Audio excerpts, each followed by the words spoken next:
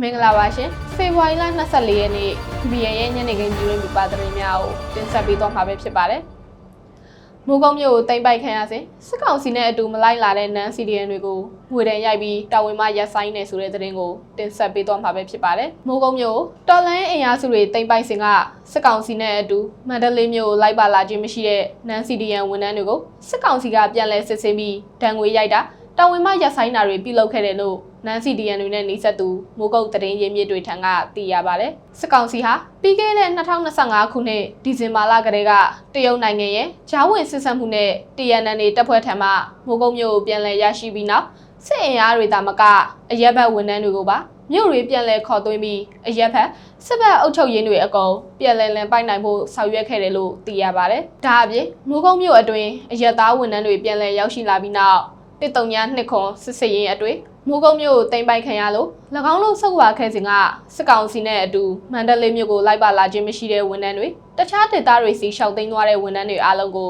ဖေဖော်ဝါရီလအတွင်းကိုစီရိတ်နဲ့ကိုမန္တလေးထိသွားကတရားရင်ဆိုင်ခိုင်းတာတွေပြုလုပ်ခဲ့တယ်လို့သိရပါတယ်။အဲဒီနောက်မှာအဆိုပါဝန်ထမ်းတွေအားလုံးကိုငွေတဲ့ရိုက်ပြီးနောက်တာဝန်မှအပြီးရိုက်ဆိုင်တာတွေပြုလုပ်ခဲ့တယ်လို့နန်း CDN တွေနဲ့နှိစက်သူမိုးကုတ်သတင်းရင်းမြစ်တအူးက BBN ကိုပြောပါတယ်ဟိုတခါပြောတဲ့စစ်ဖြစ်တော့ကသူတို့နဲ့လိုက်ပြီးတဲ့နန်းတွေကိုဒီကိုင်းဆိုင်ခိုင်းနေဆိုတဲ့ကိစ္စကအခုအဲ့ဝန်ထမ်းတွေအားလုံးကိုငွေဒဏ်30လောက်ရိုက်ပြီးတာဝန်ကရက်ဆိုင်လိုက်တယ်လို့ကြားရဗျအတီတဲက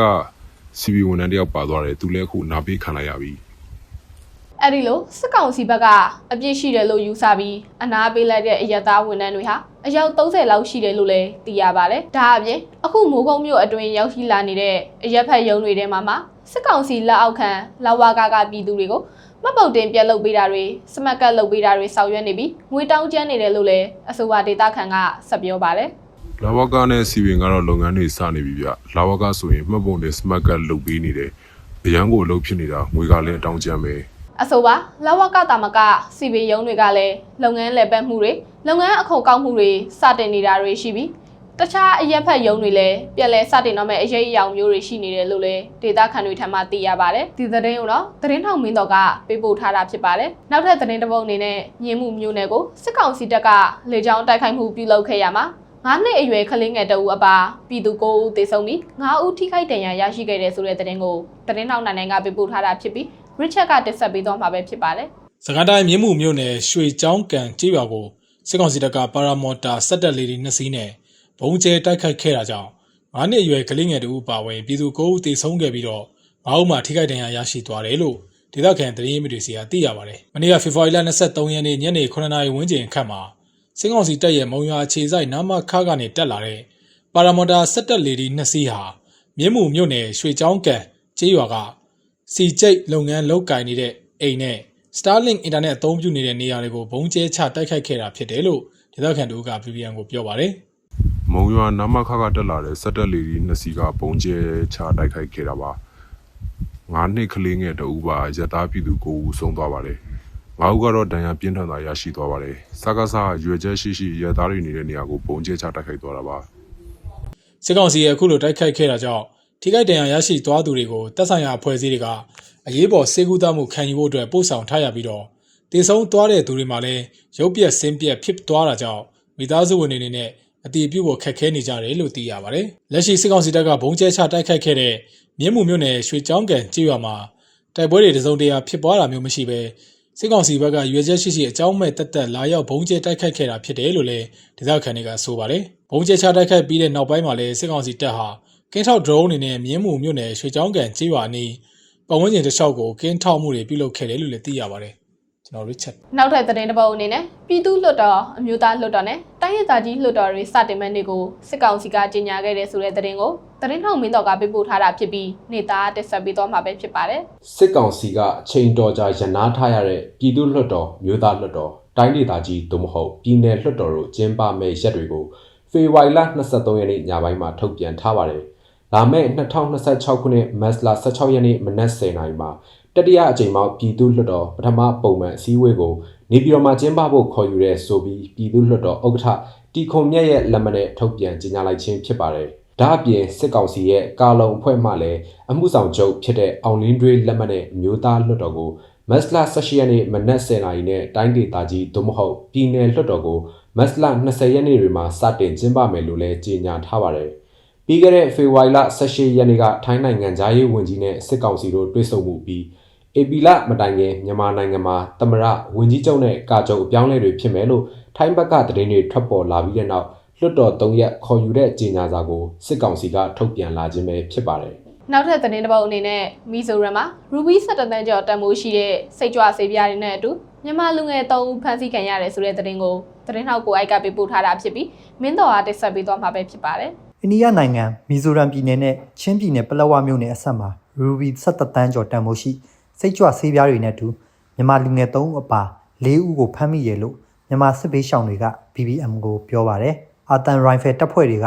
သတင်းအရပြီးခဲ့တဲ့ဖေဖော်ဝါရီလ20ရက်နေ့ကလောင်တလိုင်ခရိုင်ကာကီကျေးရွာအနီးမှာစစ်ဆေးမှုဆောင်ရွက်နေစဉ်မြန်မာနိုင်ငံသား3ဦးနဲ့ဒေသခံ2ဦးတို့စီကမူရစ်ဆေးပြားတွေကိုဖမ်းဆီးရမိခဲ့တာပဲဖြစ်ပါတယ်။စစ်သားတွေကသတင်းရထားတာပြောတယ်။ကာကီရွာမှာစောင့်ဆိုင်ပြီးစစ်နေတာ။ပလက်ဝဘက်ကလာတဲ့ဆက်လီကိုစစ်တပ်ကဖမ်းမိတာပါ။သူတို့ကမြန်မာစစ်ဘေးရှောင်တွေမဟုတ်ဘူး။ဆက်လီသမားလို့မီဇိုရမ်ဘက်အဝင်ထွက်လုပ်တဲ့သူတွေပါလို့ကာကီရွာမြန်မာစစ်ဘေးရှောင်တအူက BBM ကိုပြောပါတယ်ဖမ်းဆီးရမိတဲ့မိုးရဆေးဝါးမှာစိတ်ကြွယူသွတ်ဆေးပြား WY တွေဖြစ်ပြီးစုစုပေါင်းဆေးပြား8000အလေးချိန် 3.65 ကီလိုဂရမ်နိုင်ငံတကာပေါက်ဈေးအရအိန္ဒိယရူဘီ 17.85 တန်ခန့်ရှိတယ်လို့မီဇိုရမ်သတင်းတွေမှာဖော်ပြကြပါတယ်မိုးရဆေးဝါးတွေနဲ့အတူဖမ်းဆီးခံရသူတွေမှာရခိုင်ပြည်နယ်မောင်တောမြို့နယ်မှာအသက်18နှစ်အရွယ်တွေဖြစ်ကြတဲ့ချိုင်းမောင်ဝင်းတန်းလိုင်နဲ့အသက်15နှစ်အရွယ်တန်းလိုင်ဝင်းဆိုသူတို့ဖြစ်ကြပါတယ်။ဒါအပြင်မီဇိုရမ်ဒေသခံတအုပ်ဖြစ်သူတက်40အရွယ်ရှိလာရန်လန်နာကိုလည်းဖမ်းမိခဲ့ပါတယ်။ဖမ်းမိရမိသူ4ဦးနဲ့မူရစ်ဆေးဝါးတွေကို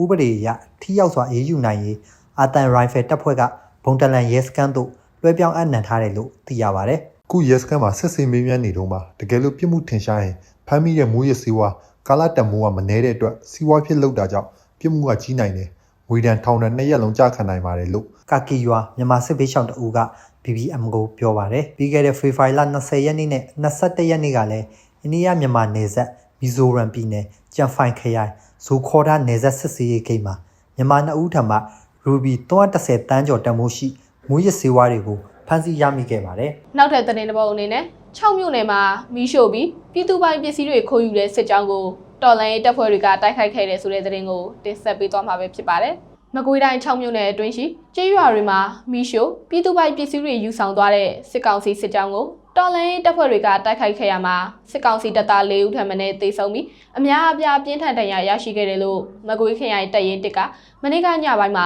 ထုတ်ပြန်ထားပါတယ်6မြို့နယ်အတွင်းကျေးရွာတွေကိုအင်အား200ခန့်နဲ့စစ်ကြောင်းထိုးလာပြီးမီးရှို့ပြည်သူပိုင်ပစ္စည်းတွေယူဆောင်သွားတဲ့စစ်ကောင်စီတပ်သားတွေကိုဖေဖော်ဝါရီလ14ရက်နဲ့15ရက်တို့မှာrocket တွေ drone တွေလက်နက်ငယ်တွေနဲ့မိုင်းများနဲ့တိုက်ခိုက်ခဲ့တယ်လို့ဆိုပါတယ်။တိုက်ခိုက်မှုတွေကြောင့်စစ်ကောင်စီတပ်သား4ဦးထပ်မံသေဆုံးပြီးအများအပြားပြင်းထန်ဒဏ်ရာများရရှိခဲ့တယ်လို့ထုတ်ပြန်ချက်မှာဖော်ပြထားပါတယ်။အဆိုပါတိုက်ခိုက်မှုတွေကိုမကွေးခရိုင်စစ်ဌာနကုကဲမှုအောက်ရှိမကွေးခရိုင်အမှတ်1တပ်ရင်းမကွေးခရိုင်အမှတ်2တပ်ရင်းမကွေးခရိုင်အမှတ်3တပ်ရင်းနဲ့အတူပူးပေါင်းစစ်ကြောင်းကလှုပ်ဆောင်ခဲ့တယ်လို့သိရပါတယ်။မကွေးခရိုင်စစ်ဌာနအောက်ရှိတပ်ရင်းတပ်ဖွဲ့တွေဟာတော်လန်အင်အားစုတွေနဲ့ပူးပေါင်းပြီးအာဏာရှင်အမြင့်ဖြတ်တိုက်ပွဲတွေအရှိန်မြင့်ဖော်ဆောင်လျက်ရှိတယ်လို့ပြည်သူ့ကာကွယ်ရေးတပ်မတော်မကွေးခရိုင်အမှတ်1တပ်ရင်းကအသိပေးထားပါတယ်။ဒီသတင်းကိုတော့သတင်းထောက်ခက်စစ်ကပေးပို့ထားတာပဲဖြစ်ပါတယ်။နောက်ထပ်သတင်းတစ်ပုဒ်အနေနဲ့နိုင်ငံတကာသတင်းအစီအစဉ်ကိုတင်ဆက်ပေးသွားမှာပဲဖြစ်ပါတယ်။ AI ချိန်ချောက်မှုတွေကိုကိုင်တွယ်ဖြေရှင်းဖို့ရာသုတေသနတွေပြုလုပ်ဖို့အမြန်လိုအပ်ကြောင်း Google AI အကြီးအကဲကပြောကြားခဲ့တဲ့ဆိုတဲ့သတင်းကိုသတင်းထောက်ရစ်ချက်ကပေးပို့တင်ဆက်ထားပါတယ်။ညေတု AI ရဲ့ချိန်ချောက်မှုတွေကိုကင်တွယ်ဖြေရှင်းဖို့သုတေသနတွေပြုလုပ်ဖို့အရေးကြီးလိုအပ်နေတယ်လို့ Google DeepMind ရဲ့အကြီးအကဲက BBC News ကိုပြောကြားခဲ့ပါတယ်။ဒီမှာကျင်းပခဲ့တဲ့ AI Impact Summit မှာပြောကြားခဲ့တဲ့သီးသန့်အင်တာဗျူးတစ်ခုမှာ Sir Demis Hassabis ကနည်းပညာကြောင့်ဖြစ်ပေါ်လာတဲ့အလွန်အင်များတဲ့ချိန်ချောက်မှုတွေကိုကင်တွယ်ဖို့အတွက်စီးစနစ်ကျတဲ့သုတေသနပြုလုပ်ချက်တွေလိုအပ်တယ်လို့ပြောကြားခဲ့ပါတယ်။အခုလိုအဆိုပါထိပ်သီးအစည်းအဝေးပွဲမှာနည်းပညာခေါင်းဆောင်တွေနဲ့နိုင်ငံရေးသမားများစွာကအခမ်းအနားပြီးဆုံးကန်ဒီမှာ AI ကိုကမ္ဘာလုံးဆိုင်ရာထိန်းချုပ်မှုတွေပုံမပြုလုပ်နိုင်စေမဲ့ပူးရဲကြေညာချက်ထုတ်ပြန်ဖို့တောင်းဆိုခဲ့ကြပါတယ်။ဒါပေမဲ့အမေရိကန်ကအဆိုပါတောင်းဆိုချက်ကိုညှင်းဆိုခဲ့ပြီးတော့အင်ဗီရောနည်းပညာအကြံပေး Michael Chrysios က AI ကို bureaucracy နဲ့ပိုထိန်းချုပ်မှုအောက်မှာထားလိုက်ရင်ပုံမကောင်းမွန်တဲ့အနာဂတ်ကိုရောက်ရှိနိုင်မှာမဟုတ်ဘူးလို့ပြောကြားခဲ့ပါတယ်။ Sir Demis က AI ရဲ့အဆိုးရွားဆုံးချိန်ချောက်မှုတွေကိုကာကွယ်နိုင်ဖို့ခိုင်မာတဲ့ကာယံတွေတည်ဆောက်ဖို့အရေးကြီးကြောင်းလည်းပြောကြားခဲ့ပါတယ်။အဓိကချိန်ချောက်မှုနှစ်ခုမှာ မကောင်းတဲ့သူတွေ bad actors အသုံးပြုနေတဲ့နည်းပညာနဲ့နည်းစနစ်တွေပုံမအားကောင်းလာနေမြထိန်းချုပ်မှုလွတ်သွားလာနိုင်တယ်လို့သူကပြောပါတယ်။ OpenAI ရဲ့အကြီးအကဲ Sam Altman ကလည်း AI ထိပ်သီးအစည်းအဝေးပွဲမှာပြောခဲ့တဲ့မိန့်ခွန်းတစ်ခုတွင်အရေးပေါ်ပြုလုပ်ရမယ့်စီမင်းစည်းကမ်းတွေကိုတောင်းဆိုခဲ့ပြီးတော့အိန္ဒိယဝန်ကြီးချုပ်နရန္ဒရာမူဒီကလည်း AI ကနေအကျိုးကျေးဇူးရရှိဖို့နိုင်ငံတိုင်းကအတူတူကပူးပေါင်းလှုပ်ဆောင်ရမယ်လို့ပြောကြားခဲ့ပါတယ်။ဒါပေမဲ့အမေရိကန်ကတော့အဆိုပါအမြင်တွေရဲ့တစ်ဖက်မှာရပ်တည်ခဲ့ပါတယ်။ Trump အစိုးရကတော့ကျွန်တော်တို့ဟာ AI ကိုကမ္ဘာလုံးဆိုင်ရာထိန်းချုပ်မှုတွေပြုလုပ်နေတဲ့ပေါ်လုံးဝညှင်းပယ်ပါလေလို့အမေရိကန်ကိုယ်စားလှယ်အဖွဲ့ရဲ့ခေါင်းဆောင် Michael Christius ကပြောကြားခဲ့ပါတယ်။အဆိုပါထိပ်သီးဆွေးနွေးပွဲကိုကမ္ဘာခေါင်းဆောင်များပြားအပါအဝင်နိုင်ငံပေါင်း100ကျော်မှကိုယ်စားလှယ်တွေတက်ရောက်ခဲ့ကြပါတယ်။ဒုတိယဝန်ကြီးချုပ် David Lammy ကတော့ UK ကိုယ်စားလှယ်အနေနဲ့တက်ရောက်ခဲ့ပါတယ်။ AI ဘေးကင်းလုံခြုံရေးဟာနည်းပညာကုမ္ပဏီတွေနဲ့သာသက်ဆိုင်တာမဟုတ်ပဲနိုင်ငံရေးသမားတွေဟာလည်းနည်းပညာနဲ့လက်တွဲလှုပ်ဆောင်ဖို့လိုအပ်ကြောင်း Mr. Lammy ကပြောကြားခဲ့ပြီးတော့